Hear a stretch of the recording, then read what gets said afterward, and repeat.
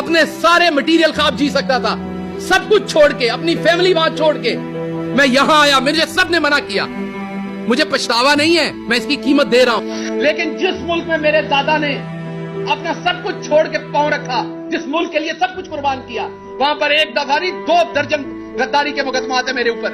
پوچھا بھی نہیں جا رہا, کوئی ظالم پوچھ بھی نہیں رہا کہ شہباز گل ان کو لڑ لو گے.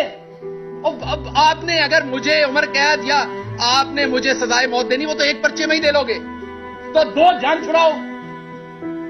آپ نے مجھے سزائے موت دینی, دے دیں, جان چھڑائیں, کیونکہ میں اس ذلت کی زندگی میں سزائے موت سے کم آپ سے نہیں لوں گا. دینی ہے تو اب آپ کو مجھے سزائے موت دینی ہے. میں عدالت سے مانگوں گا کہ مجھے سزائے موت دی جائے, کیونکہ میں اس ذلت کی زندگی نہیں جینا چاہوں گا. جو آپ میرے ماتھے پہ لکھ رہے ہیں, اسماعیل گیل کا پوتا غدار نہیں ہے اس ملک کا.